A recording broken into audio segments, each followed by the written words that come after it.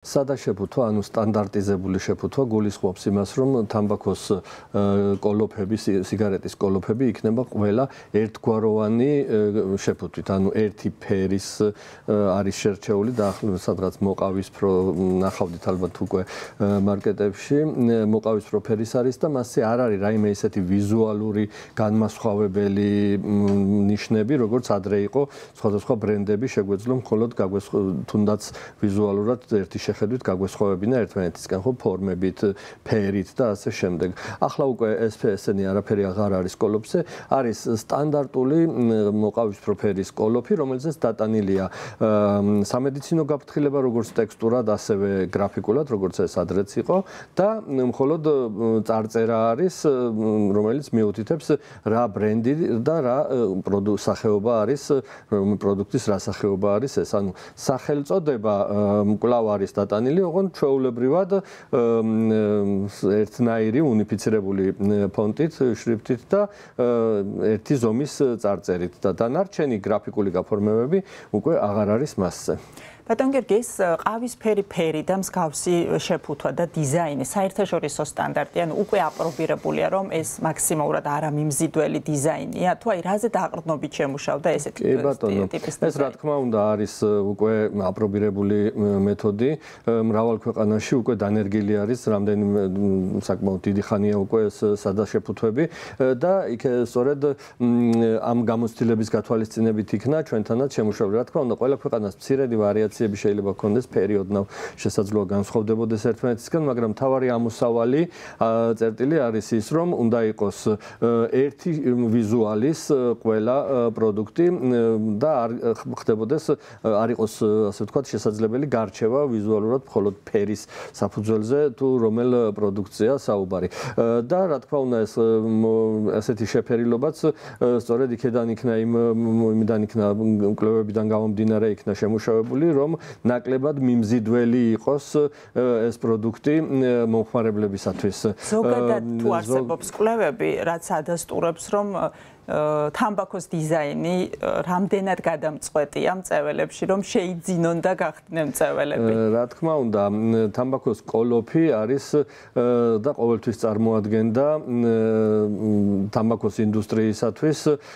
ერთ-ერთ ყველაზე ისეთ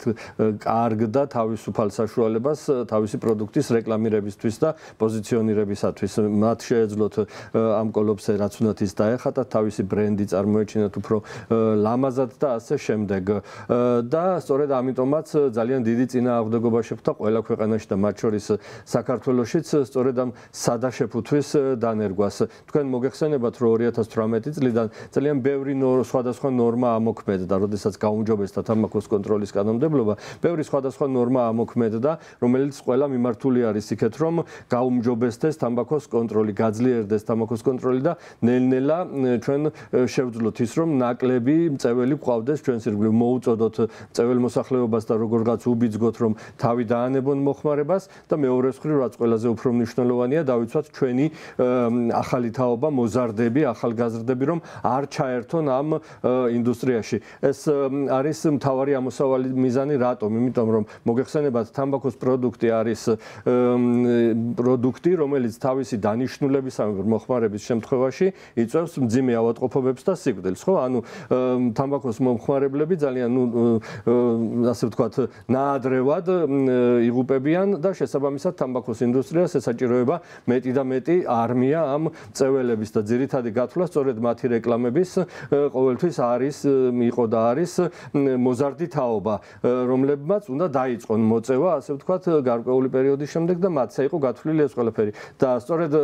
სხვადასხვა ეს ნორმები, რომლებიც ამუშავდა ნელ-ნელობით მიმართულია იქეთ, რომ ნელ-ნელა შეამციროს ეს მოხმარება და ეს მიმზიდველობა და ყველაზე დიდი წინააღმდეგობა სწორედ შეხვდა სადა შეფუთვის დანერგვას. ის 2018 წლიდანვე ცნობილი იყო, რომ უნდა ამოქმედებულიყო, მაგრამ ამ პერიოდში სამჯერ მოხდა მისი გადავადება, ამ ვადის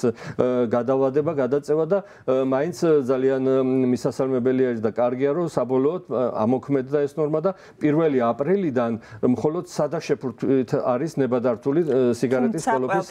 ყველა ნაწარმს არ ეხება, ესეც მინდა რომ გამარტოთ. კი ბატონო, ძალიან კარგი შენიშვნა იყო და ძალიან სამწუხაროა ეგეც, რომ სწორედ ეს გამონაკლისი მაინც რაღაც გამონაკლისს მიაღწია ინდუსტრიამ და გამონაკლისი იქნა დაშვებული იმ თვალსაზრისით, რომ სადა შეფუთვა გავრცელდა მხოლოდ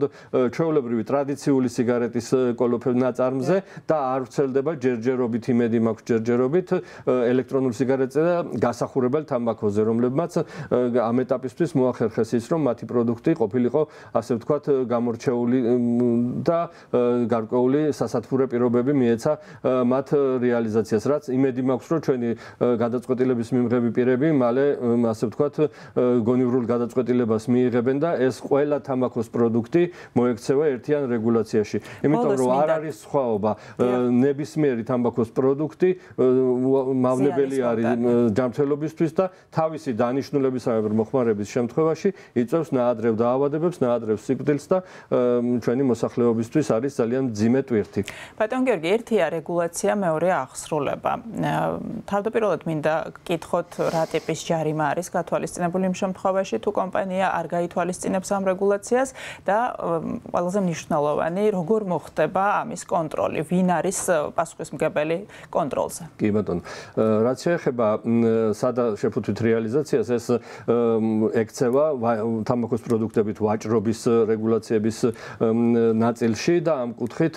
მთავარი აღმასრულებელი სტრუქტურა არის ფინანსთა სამინისტროს შემოსავლების სამსახური, რომელიც მინდა გითხრათ, რომ 2018 წლიდან რა ნორმებიც კი შევიდა ძალაში ვაჭრობასთან დაკავშირებით, საკმაოდ კარგად აღასრულებს ამ ნორმებს, არის ხოლმე გარკვეული რაღაც პერიოდულად გამოწვევები ისა, მაგრამ საკმაოდ კარგად ასრულებს და იმედი გვაქვს, რომ ამ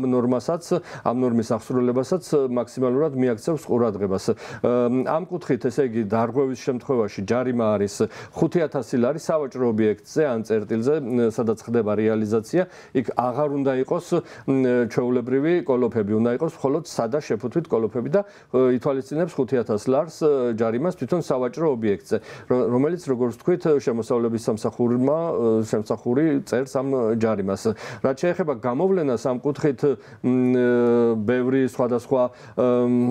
საშუალება შეიძლება არსებობდეს შესაძლოა შემოსავლების სამსახურის თანამშრომლებმა თვითონაც ნახონ, მაგრამ ჩვენი ორგანიზაცია აგრეთვე ახორციელებს საზოგადოებრივ მონიტორინგს, ანუ ჩვენ გვყავს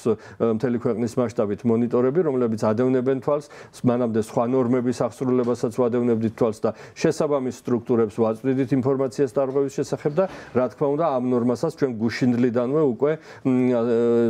ინტენსიურად ვაკვირდებით. ეს მუდმივი პროცესი არის, არ აქვს მნიშვნელობა. ახლა მით უმეტეს, როდესაც საკითხია ხოლმე აქტუალური, იმას უწყვეტ რეჟიმში ვაკვირდებით, ანუ გუშინაც დღესაც ჩვენი მონიტორები ჩვენს პირადად ვაკვირდებით ამ პროცესს და მინდა გითხრათ, რომ სამწუხაროდ გამოვლენილი იქნა გარკვეული სავაჭრო ობიექტები, მათ შორის ქსელური მარკეტებიც კი, რომლებიც თითქოს იურისტებიც ყავთ, კარგად არიან ინფორმირებული და ასე შემდეგ, სადაც ჩვენ დავაფიქსირეთ ჩვეულებრივი კოლოფებიც, რაზეც აუცილებლად დღესვე, ესე იგი, მივაწვდით შემოსავლების სამსახურს